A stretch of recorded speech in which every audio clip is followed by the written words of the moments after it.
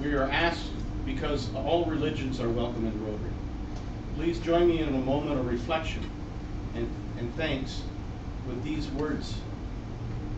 With our friends beside us, and with no one beneath us, with our bonds of Rotary between us, and our worries behind us, with our goals before us, and no task beyond us, with our thirst for knowledge, and our dream for a polio-free world.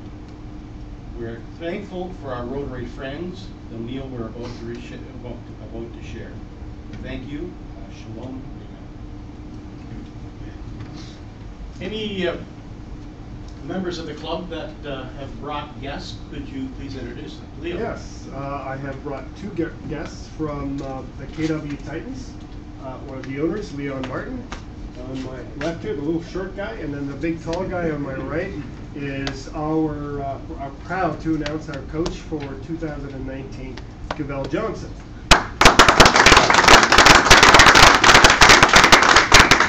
Any other members? John Rose, I brought my colleague Derek Corey, who many of you I think have met before, but he's in for free lunch. And anyone else? Mr. Sergeant at Arms. And we have our speaker, Nana, who will be introduced more suitably later. Rotarians, how do we welcome our guests?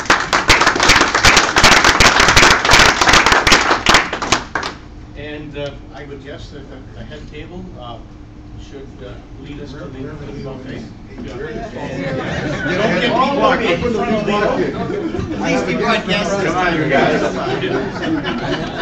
Follow me. They don't wait long. Hurry up. No.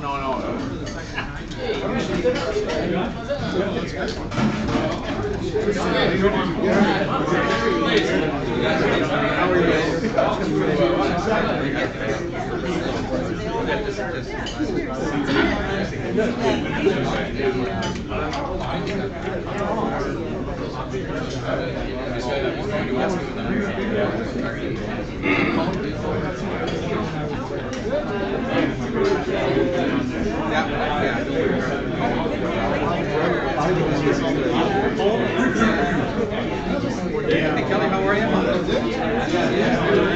Pretty well.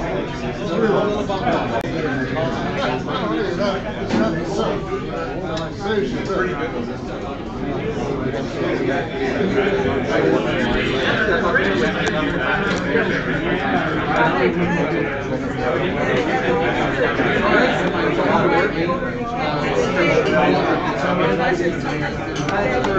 $1.1 million over 4 years. Of course, the one that we did.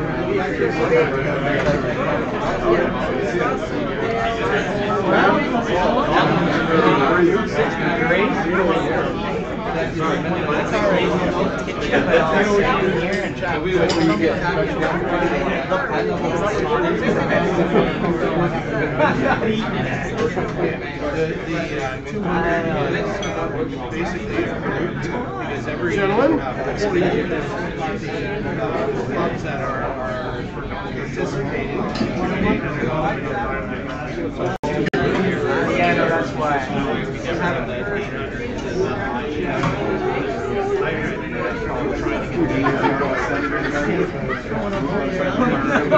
No, it wasn't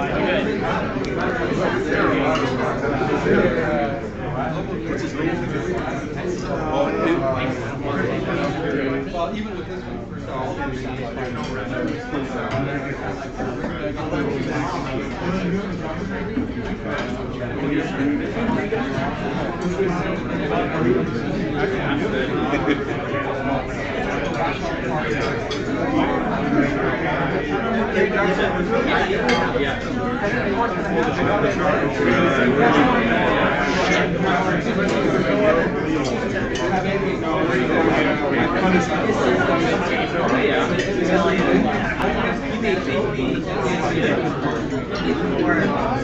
You'll understand in about 2 years. Great. How many guys in your meeting with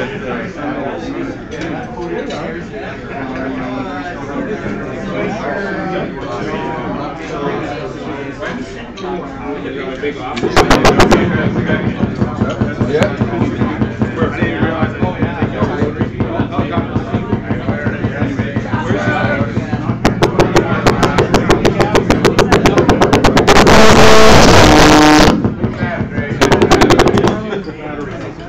Oh yeah, okay, I know the area. Yeah. Never was a big one, but short shot.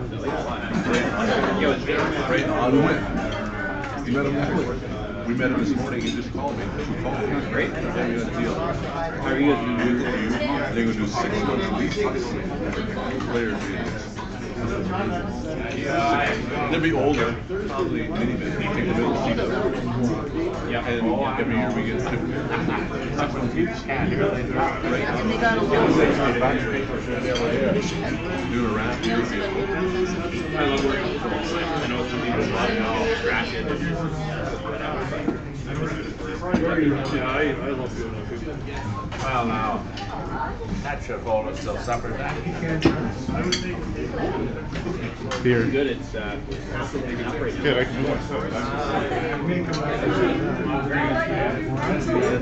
My brother said, I'm out of fall and But still, yeah, pretty active, yeah. Yeah, so it's good. It's end of August. Yeah, she lives with my brother. Little one.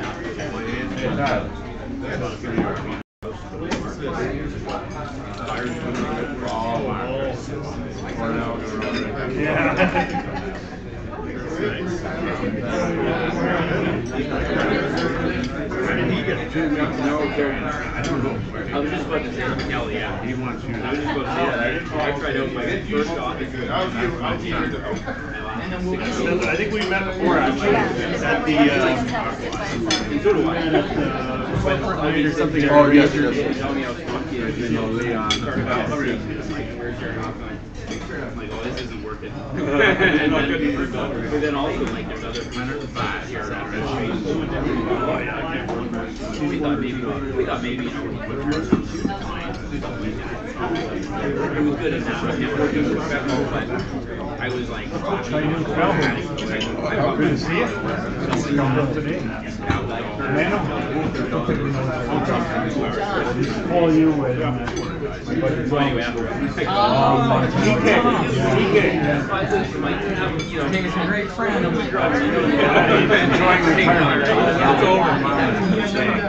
was wondering why you never coached.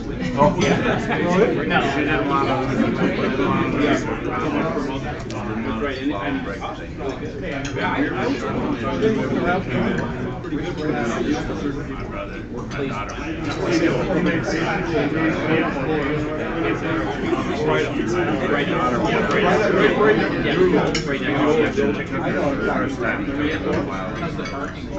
Great, lots, like a decent amount of parking, and then I had my electric car, so I hired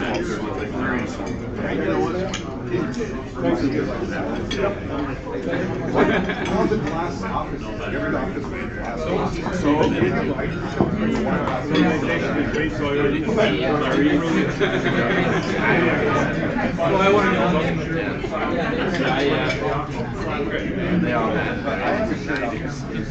Do you have that? Yeah. That's under security purposes. You and me? How you doing?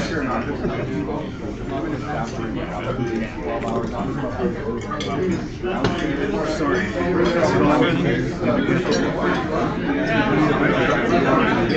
You did the same thing? Yeah. No, I really think You're like librarians. They don't say nothing they're out. It's like our office. If you go into our office, it's like a board. People are just in their office trying to get away, and you don't hear it now. So, Jeff wanted to get Isabel out. But you know, that's I don't think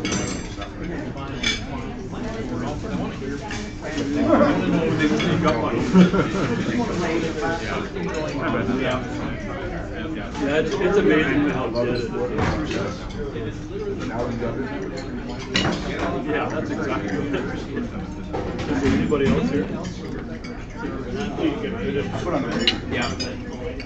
Yeah. Hire somebody just to come in and make some noise.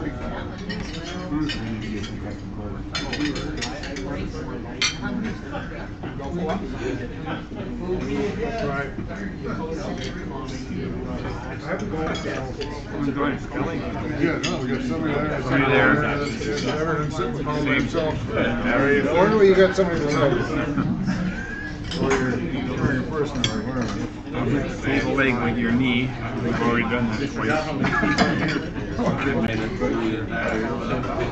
Got some meat, lots of good stuff. I find it nice boxes around there. Fresh meat, fresh roadkill, whatever. I go right out there. Lots of their sauce. I never see them or something. Yeah, yeah. I go down and visit. How are you? Awesome. There's 4 hours. Yeah.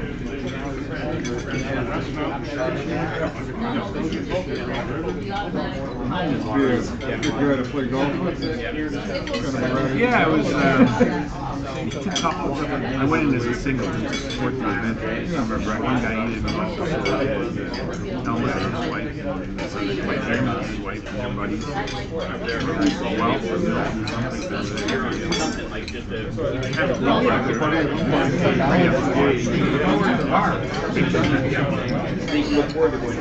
opportunity to raise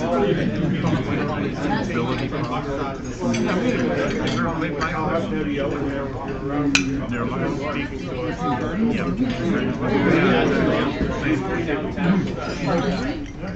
So it was a little fundraiser for the children. Working hard to get involved and right away get over something.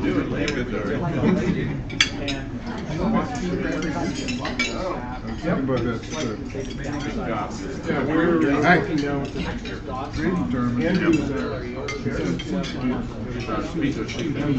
Yeah. Crazy.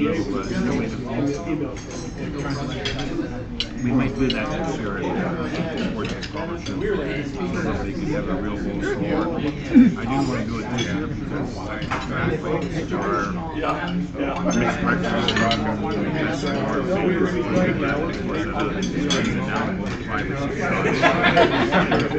I don't mind doing that last year.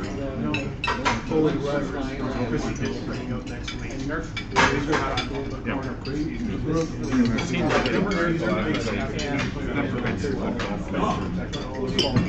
really. Those kids? Like warm, entertaining people.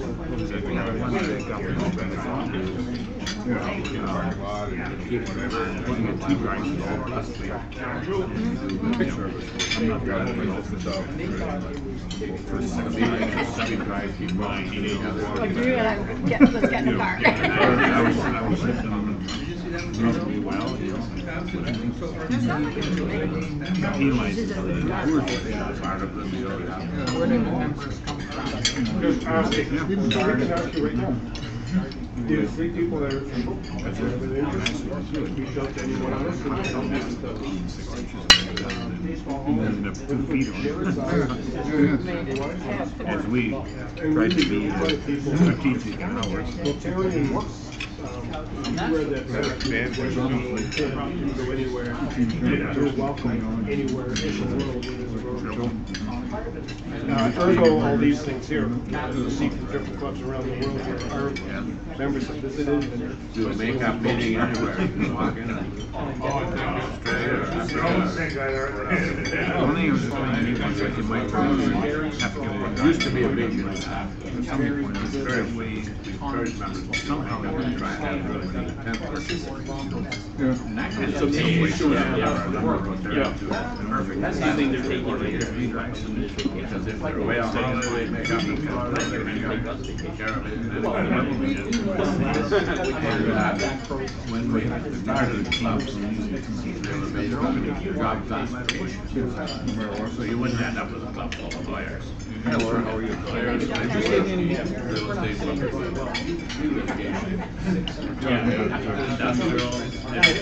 The rules and scrambled media. We played one. People were very interested to read something like that. Yeah, we want to whatever. What do you think? Learning about each other. You'd be surprised how you end up with more connections. An eagle. We had one guy. Oh, with their score strength. But we had a string. We had a string about that long. You move your ball that much. So no. So if you're that far you use that much string to move your ball in. So all your near putt misses. Just to get ongoing evolution. Doesn't seem to get. If anything, it slows it down. No, it slows it down. Their foundation It's just it's an innovative fun thing because everybody scores in the game. Five. It's a lot of courage. Five or 10 shots. Because you can really You get that close to the hole, you just use that much string. So you just use whatever you want to string. You don't need to use it once. Yeah, so if you could have 6-inch putt under. Of course, the good teams are putts 2 inches away, so they get to use it 10 times. Poor teams get to use it twice. So they were cheap. Incredible. And now we're down to the number of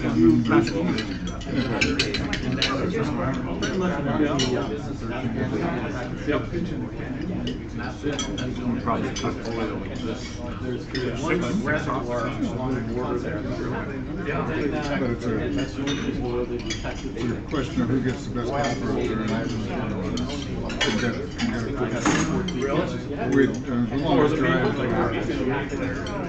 The longest drive was at least 75, 80 yards.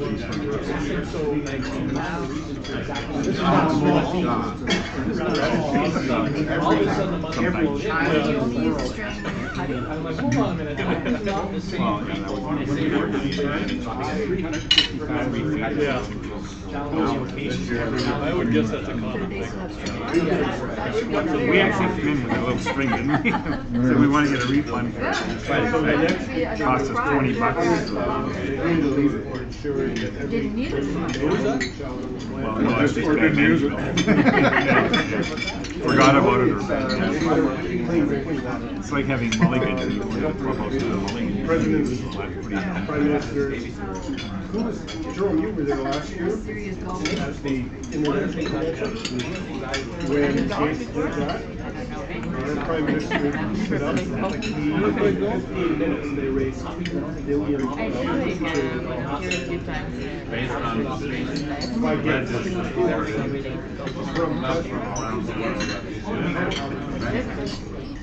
really something to see. They're bringing the best speakers.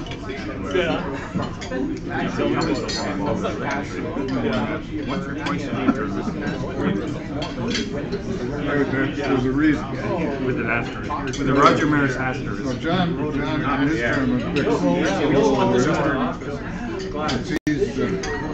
of these women or somebody that's 70 or plus can tee off. And it's about 90 yards in front of the tees where the other guys are.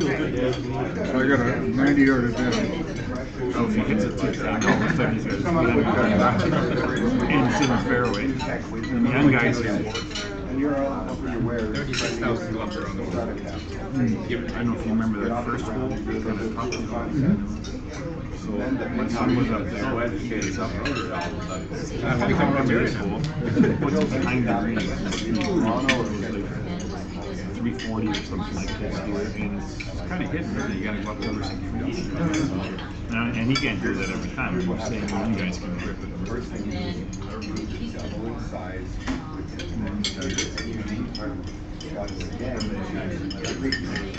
So everything's relative. I visited about Fort Mac, literally visited the 28th. They're looking hard for Pacific. I went out there to visit for a few days, some sort of slow pitch tournament. I want to come to our slow pitch practice. I don't know what slow pitch practice is other than a guy pitches balls, you hit him over the fence, and you chase a beer and bench you, and that's about it. So, one over there, you should have so everything is relative. You introduce me, and the guys on the team. So you're the old man's old man, because at 28, he's the old man. You're the old man's old man.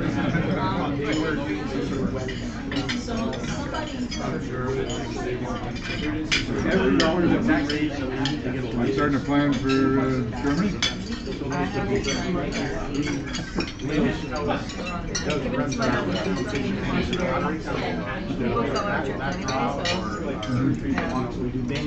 Next year, we need license for that.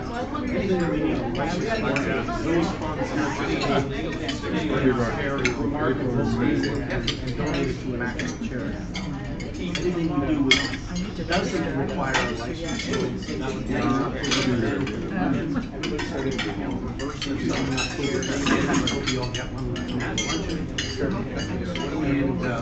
We now introduce this passenger. One of the nice perks of the road.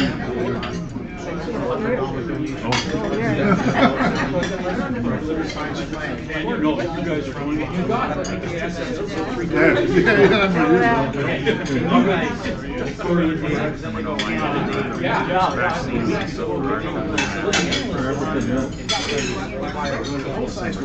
Really a nice program to see.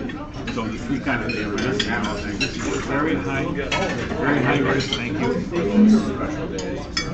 Got it, sir. Very high risk for disease, crime, terrorism, kidnappings in history. I don't know. Never being estimated.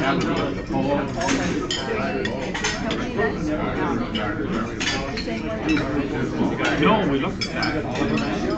No, there's different deals depending on what you want to do in the amount of time. We're only going 2 weeks, which is for my creative way. We had a fantasy vacation. We're going to Zanzibar. And that's 7 all over the world. Ethiopia, Kenya, you have a chance at big thing with some of those countries next door to Somalia. The early bird is bad. You start talking about big country.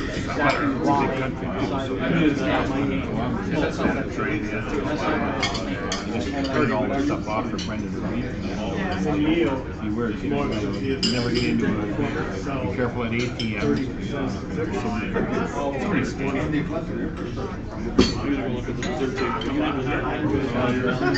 I was in South Africa years ago for $40. Team Canada. I always say to my friends, I'm not quite sure how to use this. And a friendly guy comes up, hey, you need help with ATM, you know. He's a very expensive man. Within the next half hour after they were somehow they got pins and they had a card reader. It's nice when that happens. Some of them lost the friend who's nice on that. What's your Toronto? He supports. They didn't even really relocate into that. Great. A couple hours ago, somebody holding the check there. They doesn't suit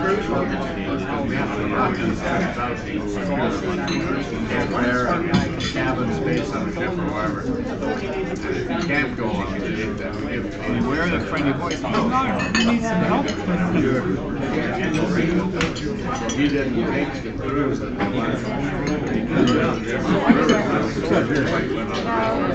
Wendy's a winner. One of mine.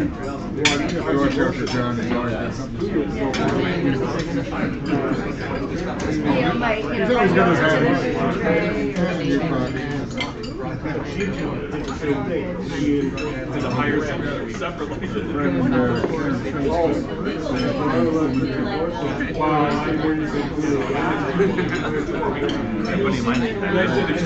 One of the very first episodes. most embarrassing. I want to everybody likes it.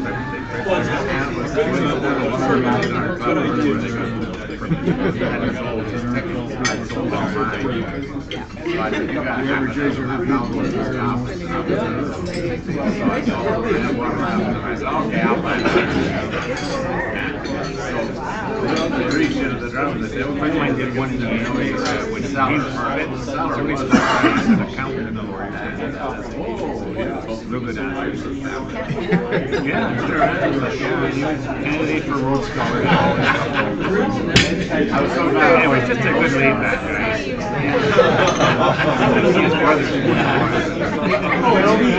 Yeah, anyways, he's into high end as well. Now it's all about altitude.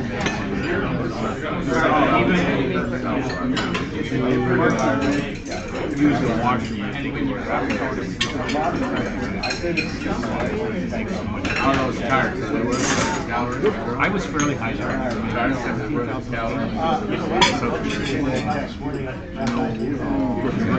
50 yards to get somewhere.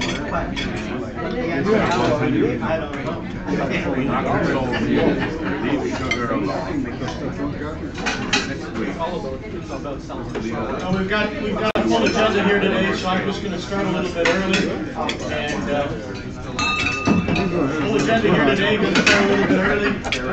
Everybody can say.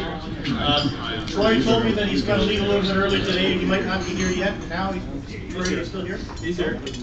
Yeah. He's got the sign-up sheet up here that we're still looking for some people for the Crown and Anchor. If you haven't signed up, you know, it is a responsibility of all the members to take a shift or two in the Crown and Anchor. So please, one of our major fundraisers, and that helps out an awful lot with what we do with the club. Oktoberfest opening luncheon tickets. If you're buying a full table, I think you're supposed to speak to John Vickery, or you can speak with Allison Scott. Allison, I think you want to say a few words about that today. Yes, please. I'll be quick. We'd really like you to buy your tickets as soon as you can, so that we know how many we've got. And I'm still looking for some volunteers to help us. What we want to do this year is get people into the hall so that you can enjoy your free beer that comes with your ticket early. You'll know where your seats are. So I still need a few volunteers to help with greeting and the ticket table and distributing glasses, and then maybe one person or two at the end. And if I could do that, our commitment will be to have you finish your volunteer duties so you can still enjoy lunch with your friends. So, but if you're still interested, could you let me know? I might have to tap you on the shoulder. Ed, you're good? I did. Thank you so much. That's great. Bill? Great. Thanks, guys. Yeah, we had a board meeting last night. One of the things that came up is tickets for this event, because it's the 50th anniversary of Oktoberfest, are moving quickly. So we have, I think, 425 or 426 tickets that are available. I understand there's about 40 left. 40 of the single ones. Yeah, 40. So, like, if you want to buy just a couple of tickets, you better get your orders in quick, because it's going quick. Jerome, how much is that a table, and is there any price break for the table? Or is just $60 table flat? 40. Is that John? So sorry. Is there a price break for tables of 8? Yeah, doubles. Doubles. Because you get a table sign, and you get your name card, your corporate name card on the table, so it just doubles up. Yeah, fair enough. Makes complete sense to me. And then you get the option of buying. Actually, the sale price of a Kitchener Westmount Rotary Club Oktoberfest pin, and that price is then, if you buy a table of 8, is only $5 for each person at your table. So it's actually quite a good deal. And be reminded that the Oktoberfest opening luncheon takes place of our regular weekly meeting, so we won't have a meeting that week on a Wednesday. We're talking about the turkey shoot, and Jack, you want to say a few words about that? Sure, that's 2 weeks from yesterday. We are again out at the Waterloo Rod and Gun Club. The first night we had in, I think it was July, turned out to be quite popular, so we're doing it again. We too are looking for volunteers. You must be able to run zigzag through a field at dusk.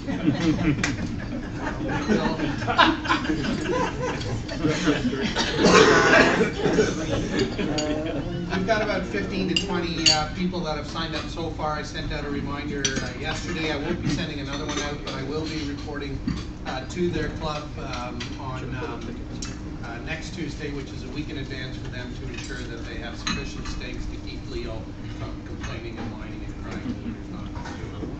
crying. Second item, while I've got the floor, we booked the Westmount again for our Christmas party. I was looking at an alternative. Those of you who were there last year, I was disappointed that it took, we had 85 people in attendance, and from the first plate that was set in front of somebody, it was 45 minutes until the last person was served, which is ridiculous. I was trying to work with them, but the lady I worked with last year was on maternity leave. I wasn't able to get a date in December. The best date I could get is Wednesday, November 28th. So it's still within 30 days of Christmas, but there's that magic November, December. But put that on your calendars. There will be a notice going out. I'll put together what the package includes and the costs and all the information so that you can make a decision. Last thing I'll let you know about is we are celebrating our 40th club anniversary in 2021. It's in March, and Ian is part of our fellowship committee, and he brought this up, and we thought we should do something special. So we are planning a weekend away for club members and their partners. Not too far. I think we can almost, Leo's got a big enough bus. That's how much food is there. Well, we're going to yours. But there will be lots of information that's still 2.5 years away, but it will require some planning and some notice up front. So that'll be our 40th anniversary. As far as fellowship goes, this will be the last event in 2018.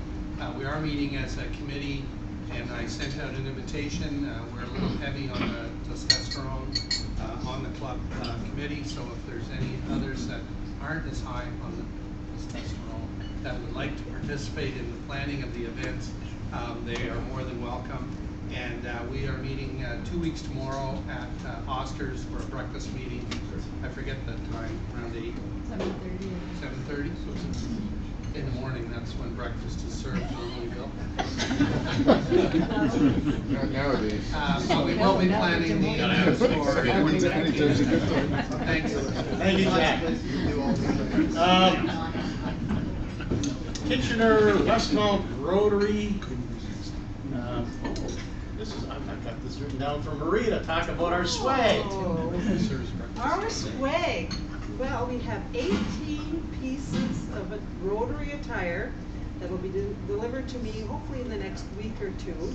The date might have changed a little bit just because of the numbers of orders that we've placed so far.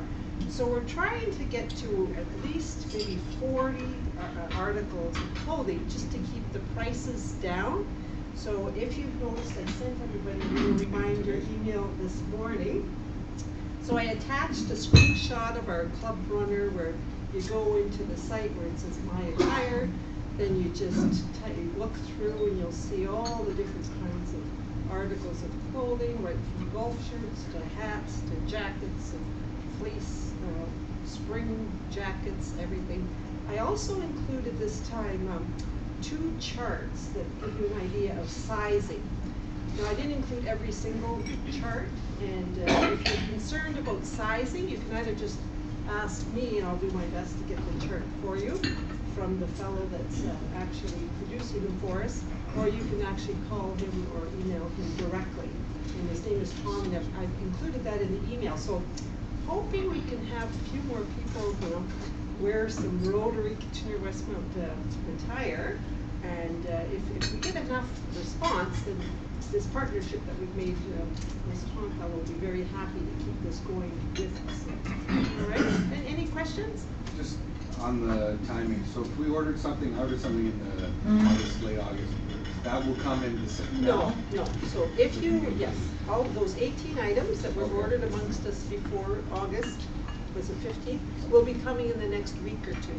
Are they gonna So- be here for touch and feel? I'll let you touch my jacket one day.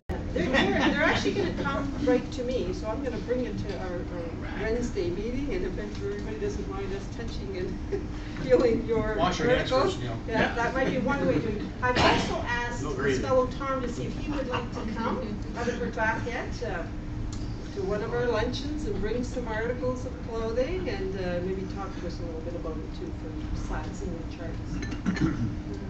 Any other thoughts or questions on that? It's nice clothing, so it's, I think, hopefully we'll be really happy with the quality of clothing, and we have the choice, right? You can pick price points. And they have generous sizes. Generous sizes. I looked at the chart. I looked at the charts myself. Yeah. What do you ask? Thank you, Maria. And the petites also. How many X's in front of the LTD? My business. Well, John Thompson, speak a little bit about the Poor Boy. In 5 years, they've raised over $500,000. And they're going to kick it off with the Poor Boys Luncheon at the KW Navy Club this Friday at lunch, anytime between 11 and 2. I know we got several of us attending between 12 and 1 o'clock. Brief presentation at 12:30. I bought 10 tickets. I got a couple left. Anybody would like to join? Leo's going, and Ed, and oh, Bill's going too? Bill already got it. Oh, all right. Yeah. Cabell will go. Okay, Cavell, I got a ticket for you, so comes my guest. Here, I'll give you one right now. Okay, so this Friday, KW Navy Club, 315 Weaver Street North, across from Good Life in Waterloo, just past the Swiss Chalet. Okay, thank you. Thanks, John. Only one member's birthday this week, and happens to be me. So I have, my wife and I are 5 days apart. So she was on the 16th, and I'm on the 21st. Gerald, did your kids do anything special for your birthday? Well, I don't know. Have you looked at Facebook? I didn't see it on Facebook. Yeah, so tell us what happened. There was all of a sudden our dog started to bark a little bit, and we live along the walkway, so there's somebody who was walking down the walkway, and I just assumed that that's who the dog was barking at. But when we went into the house to call it a night, and Karen went to the front door, all I could hear says, "Oh my God," the size of our garage door, and that was taped up there. And the whole house at the front and our trees and everything else was decorated with streamers. I was so happy that they didn't use toilet paper. So that stayed there until the next day when the kids came over for breakfast on the Sunday morning and or brunch. And as soon as they left, I kind of cleaned that up quick. It was a little bit of a surprise. Did you say 60 balloons? Yes. Did they run out?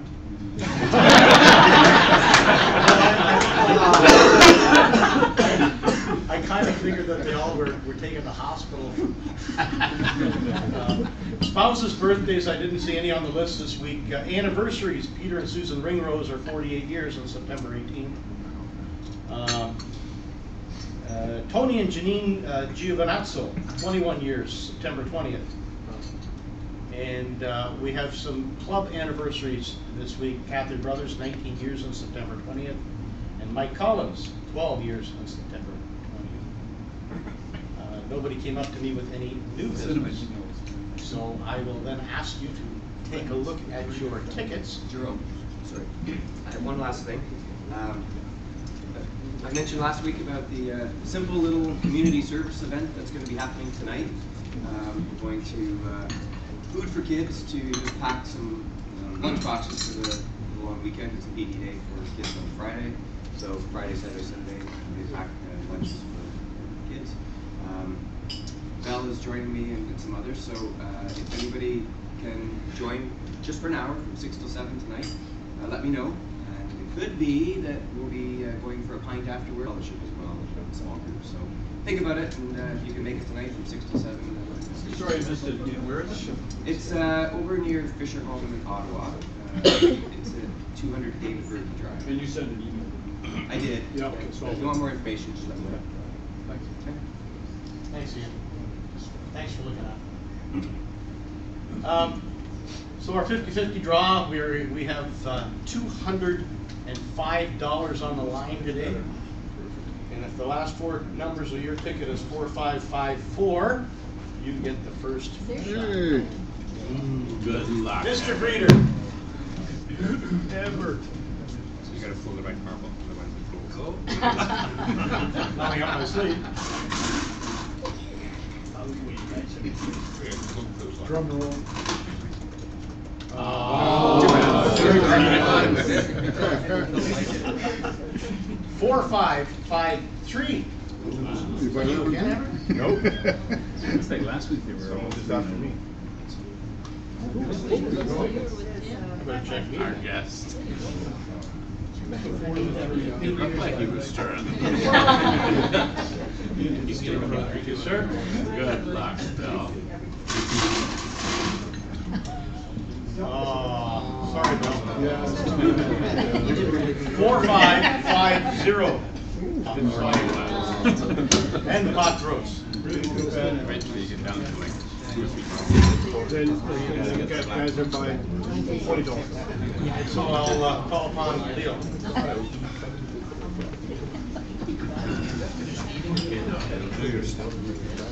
Well, it's not going to be like you, Neil. Mano Watsa was the first Canadian athlete to ever attend Point Guard College. A terrific example of the impact that Dick DiVenzio had on so many players. Mano returned home to Canada from his PGC experience and saw his game transform. He was subsequently selected as a 2-time All-Canadian and earned academic All-Canadian honors at the University of Waterloo. Mano capped off his university career with his selection as the recipient of the Sports, or TSN, Canada's equivalent of ESPN, award in 1998 for combining excellence in athletics, academics, and community involvement. After graduation, Mano went on to play the Athletes in Action, competing against top Division I teams in the United States and touring throughout Europe, Asia, and Africa. Mano then returned to Canada and started his highly acclaimed high school assembly presentation, Power to Choose. A gifted motivational speaker, Mano has used his basketball-based presentation as a platform to address over 250,000 students across North America. Mano's involvement with teaching the game began at the age of 15, when he started his own basketball camp in his parents' backyard. Within a few years, Mano's camps were attracting more than 100 participants per week, and he began to hold overnight camps for players across the country.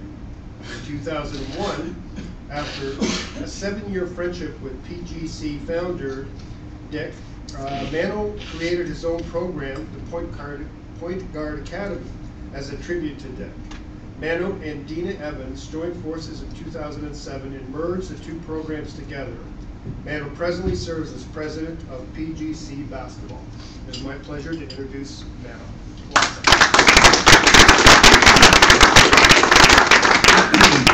Thank you. First of all, I appreciate the opportunity to come and share and speak with all of you. And just in listening to everything that was shared in terms of all the different community projects, initiatives, fundraising, activities that all of you participate in, I commend you for your tremendous work. This is actually my first time attending a Rotary event, or really having any connection with the Rotary. And so just hearing about your good work, I celebrate each one of you and the club as a whole for the tremendous work that you're doing. And I'm delighted to have the opportunity to share with all of you a little bit of my background, really briefly, just to give you a little further context, and then share with you what my company, the company that I own and lead, what we're doing to make a difference both in our community and around the world. And so just to provide a little additional context, as that brief bio that was shared by Leo comes from our website where people know who some of the players are in terms of the names that were mentioned, Dick DiVenzio. So when I was in high school, I had the opportunity to fly down. I grew up just south of Windsor in a small town of Harrow. Anyone heard of Harrow? Yeah. Okay, quite good. So I grew up Sometimes south. the hottest place in the country. Yeah. Southwestern Ontario, right at the tip there, gets pretty warm. And so I grew up as a young basketball player, or budding basketball player, or attempting to be a basketball player in a hockey, baseball farming community. And partway through high school, I flew down to South Carolina to attend this camp for 5 days that was teaching players, point guards specifically, how to be leaders on and off the court, how to think the game, and how to really develop the mental aspects of the game. And it turned out it changed everything for me, changed the trajectory of my life, the trajectory of my camps that I was already running in my parents' backyard. As Leo shared, I started them when I was 15 with 8 kids in the backyard, 8 until noon for 5 days. And I did it again about 3 weeks later, and we had 9 kids, and I said, progress. And the next summer we had about 20 kids a week for 4 weeks, and by the time I got done high school we were up to about 50 kids a week, and by the time I graduated from the University of Waterloo we had over 100 kids coming into my parents' backyard. Don't ask about rain days, because it was a little messy when we'd pack 100 kids into my parents' living room for some activities and videos. But that was the better part of 21 years that I ran the camps in my parents' backyard. But when I went and flew down and attended the camp, Point Guard College, with Dick DiVenzio, it really changed my approach to basketball, leadership, etc. And I give PGC credit for having the opportunity to even play university basketball as an undersized player, and then the success that I had and the opportunity to travel the world playing and teaching the game of basketball. So things came full circle. Many years later, I had the opportunity to merge my camp business that I was then running across Canada and join forces with a young lady who had taken on the program from the founder when he rather suddenly passed away. And then several years ago I had the opportunity to acquire the company, and now we offer camps across North America, 25 different states, 2 or 3 different provinces for 10,000 players and approximately 5,000 coaches that we train up in the principles that we hold dear at PGC. So that's a little bit of that context. Let me just turn back on this computer here. And I'm not sure if we have those lights dim. We'll see if it picks up. Looks good. I turned the top lights off. I'll just scroll down. So our PGC Cares initiatives is something that that we decided many years ago. We wanted to find ways.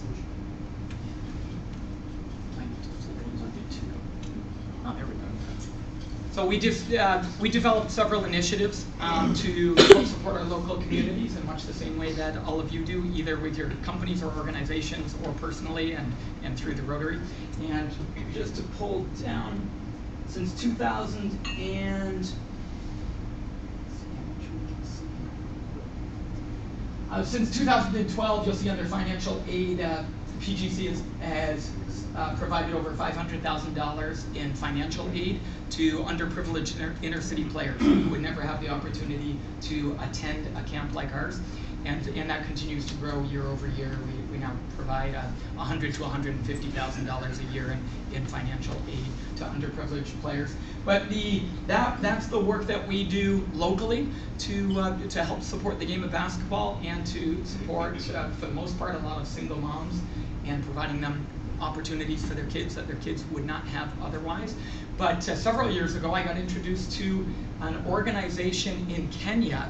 To give you a little bit of the backstory, I always had a heart for doing something internationally. I had the opportunity to travel with an organization through my university career and go over to India and Thailand, and then lead some basketball trips over to Nigeria, Ghana, Mexico, several other countries to put on camps and clinics and teach the game of basketball, and was introduced to poverty around the world and the ability to use sport as a mechanism to help with teaching young people and helping them to grow in terms of character and take on some of the great values that one can learn through sport. So I always had a heart for doing something internationally to give back.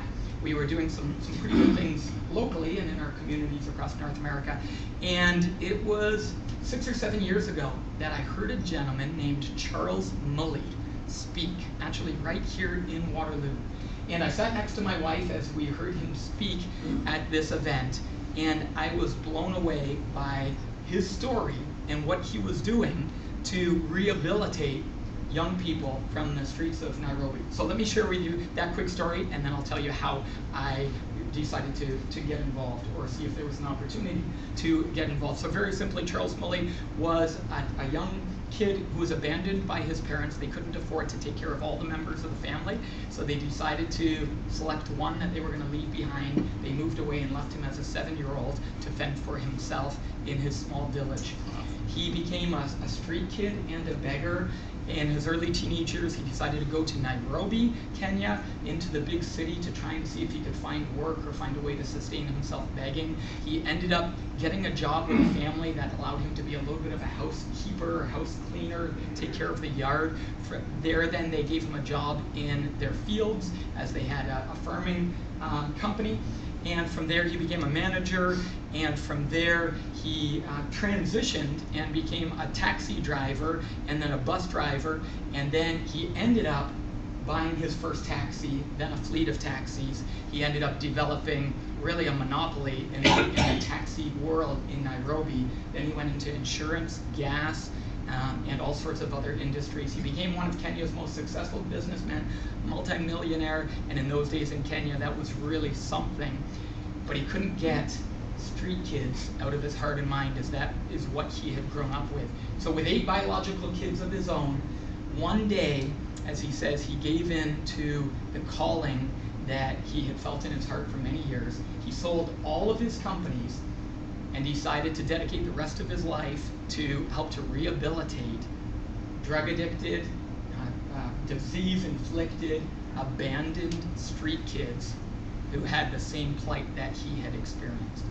So with that being said, he sold all of his companies, and he immediately went out onto the streets and in the local villages to the tribal elders to find out which kids' parents had died of AIDS and had no one to take care of them. And he found these kids and began to personally adopt them. He decided he didn't want to be an orphanage. He actually wanted to take them on as members of his own family. So what started out as 2 or 3 kids coming into his home, joining his 8 biological kids, became dozens of kids, became 100+ kids.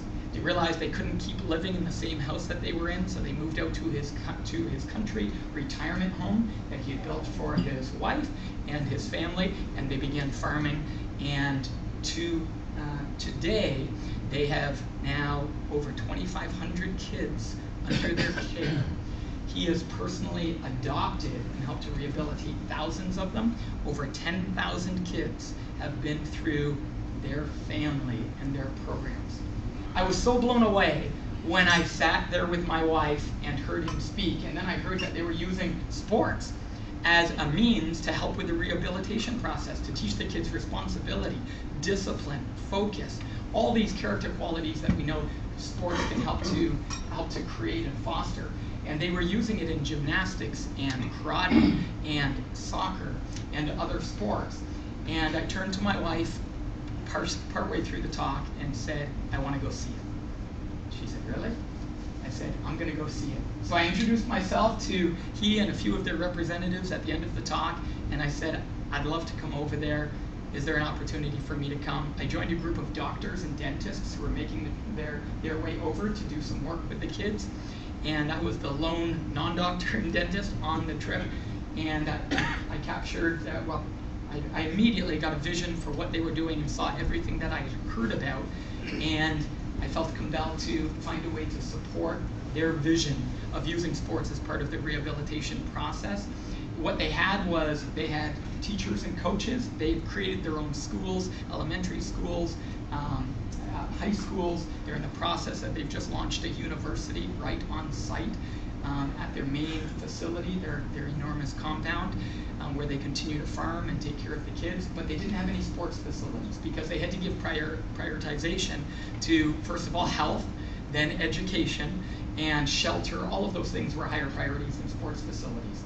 And I said, I'd love to help to make possible sports facilities, and we created a vision of what we thought was possible.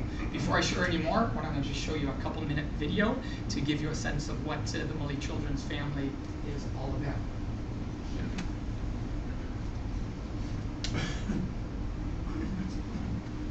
And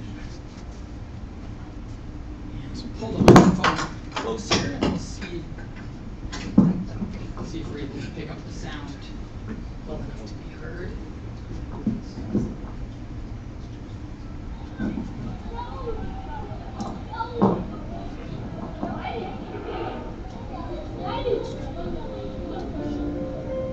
It all started with one man.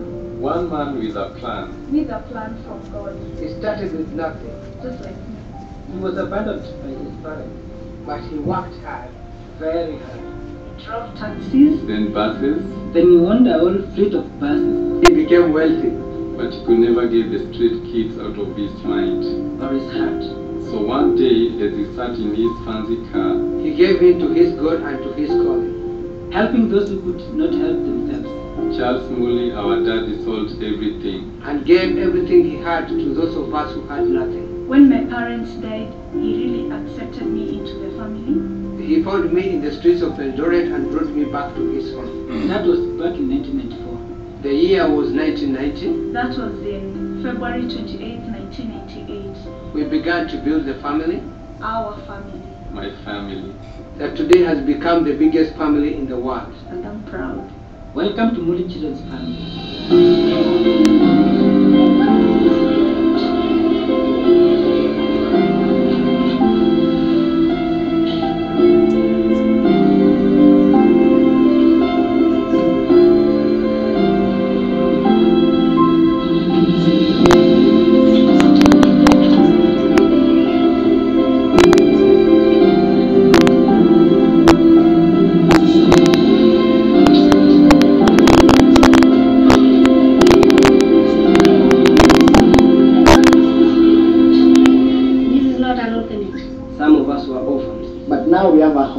Some of us were abandoned. But now we belong.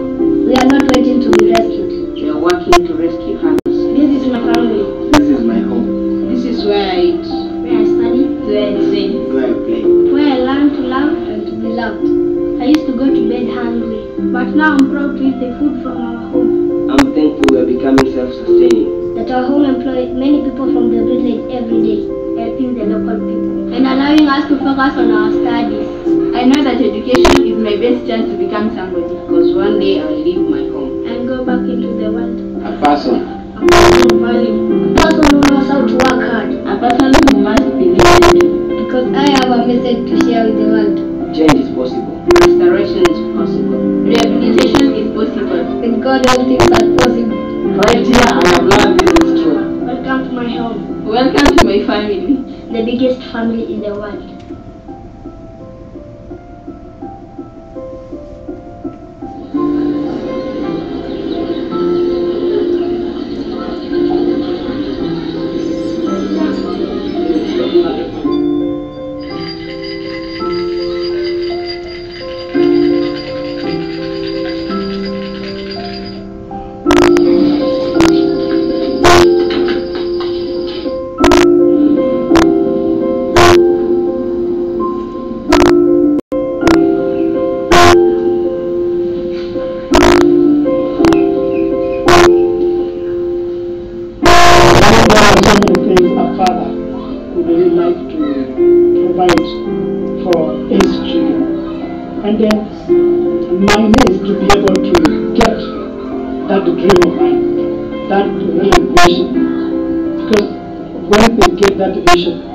And when it comes in their spirit, in their heart, in their mind, that is the time I would really realize that I've given them everything.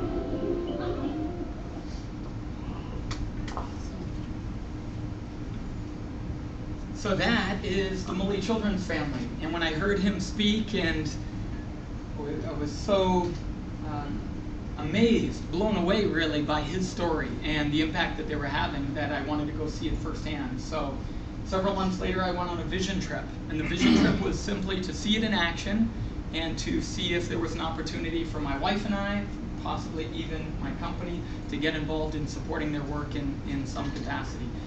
And I really had no idea what I was getting myself into. I just took the leap and said I'll go over there for a week. And in spending time with Charles and his wife and seeing what they had truly given up. They built, and not only did he give up all of his companies, all of his wealth, but he also gave up even his living conditions. They had built a beautiful residence for he and his wife for their retirement. And they decided that they didn't want to live in that house while all of their kids, 1,000 plus, were living in some just makeshift shelters or shacks. And so they decided that they wouldn't move into the house. They would live in the servants' quarters, which was just a little one-room tin hut, until all of their kids had suitable housing. When I went there, it was 25 years since that time when they had moved, and they were still living in the one-room tin hut. And 95% of their kids were living in proper shelters, but because they continued to take on more kids, they had to continue to expand. And I was so blown away. There was this mansion literally right next to the servants' quarters, and they just used it for storage and supplies. And I was really not only deeply touched, really convicted of the lifestyle that we have the privilege of leading, and how much of my focus and time and energy goes into the business that I'm building and the things that we do as a family. And I realized there was an opportunity to give back and to be a part of an organization that was truly doing some remarkable things in the world. I know it's only a matter of time before Charles Mulley wins the Nobel Peace Prize. He's won many international awards. They did a documentary on his life last year. It was shown in 800 theaters across the U.S. And his story and the book about his life, Father to the Fatherless, has become a best-selling award-winning book as well. And we decided to make a commitment to raising funds. I've never raised money before. We made a commitment to raising funds to help build a two-court gym, an indoor sports complex for the kids to train in karate, indoor soccer, gymnastics, and then basketball, volleyball, and any other sports the kids wish to play. We don't really have any stake in it. If we can support them in any way in their basketball development, we will, but really we just wanted to provide these kids with adequate facilities. So to date, we've raised over $450,000 US. They're 2/3 of the way done the building project. There's still approximately another $300,000 to go, and I'll show you a quick video on where we're at in that project.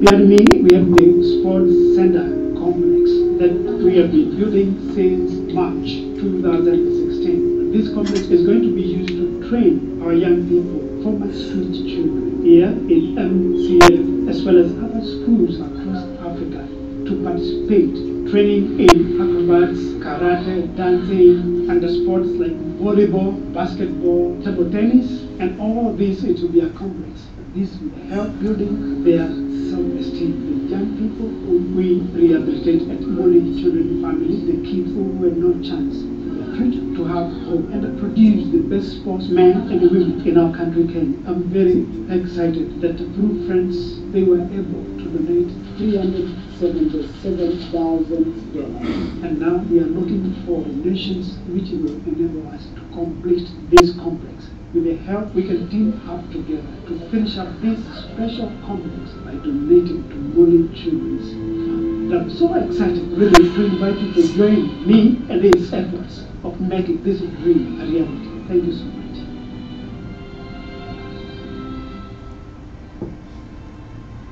So that was at the time of that video when we created it. We were at 377,000.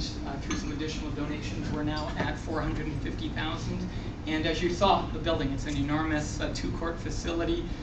We have people like Masai Ujiri, the president GM of the Toronto Raptors, who I had the privilege of taking over there to MCF, and others in our within our sphere of influence in the basketball world, and other business associates and business owners that I know that have chosen to come alongside me to partner in helping to make this dream of a sports center a reality, and would certainly be delighted and honored if you would consider, either as a club or even personally, partnering with me to help bring this MCF Sports Center dream to life.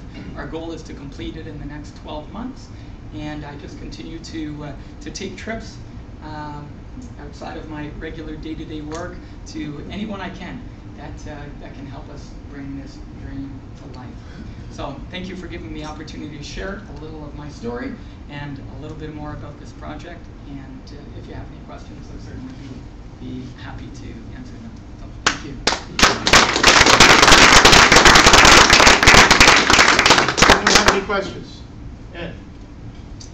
So the Multifamily Foundation, that's a Canadian charity. I think I know that. Yes, so there's a Canadian and U.S. charity that then the funds flow through to MCF in Canada. Yeah, I just have a comment. My youngest son actually went to the Multifamily Foundation and helped to build a nursery there about 4 years ago. And great experience for him. He learned a lot, and it really shaped his life a little bit too. So it was kind of a coincidence that you were showing this today. I got to actually see it. Oh, that's great. I took my wife and kids over 2 years ago, and my 3 teenage kids, all of us had a remarkable experience there. It's nowhere else really quite like it. Anyone else? Jack? I noticed that there it was interchangeable, the I and the Y in Mully. Mm-hmm. Is that it seems curious. Great catch. So his name, Charles Mully, is spelled with an I, and when he named the official organization Mully Children's Family, he didn't want it to be about him, but at the same time he wanted the kids to take on or be a part of the family. So he decided to give it a slight tweak to create, in a sense, some level of separation, but at the same time still part of the family. How old a man is he now? He is in his early 60s now, and he still continues, even though he's leading an organization that, by the way, 2,500 visitors a year, including NGOs, World Vision, and others, go there to see how he's been able to accomplish what he's been able to do, and he's really considered a world leader now. But he continues to rescue kids off the street, even on a week-to-week basis now in his early 60s. So his business success was in his 30s? Yeah, very early. Yeah, good for him. Yeah. Anyone else? Well, thank you again, and I'll be around for a few minutes One after. final question. How do you, I might have an opportunity to be in that part of Africa next year. Would you contact them and say I'd love to visit, or Yeah. I can't imagine they have a tourist office and you just drop by? Yeah, because of the large amount of visitors, 2,500, Yeah. they now have a 2 or 3 person department that helps to coordinate everybody that comes to visit. So I'd be happy to put you in touch with them if you had the opportunity. Absolutely, take advantage of it. And it's just outside Nairobi? Yeah, about an hour and a half outside of Nairobi. 2,500 per year? Visitors per each year. So thank you again for giving me the opportunity. It's a privilege.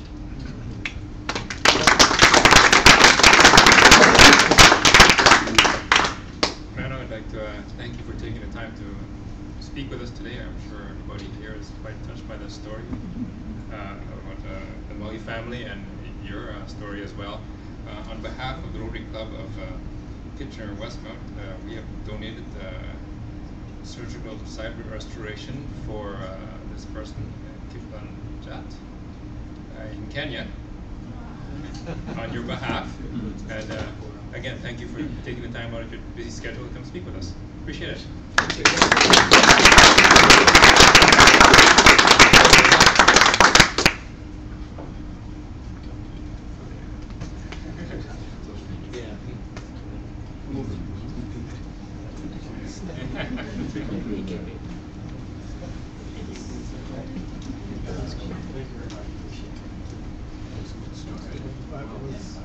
Awesome. Thanks. And right on schedule, so if there's nothing else for the good of Rotary,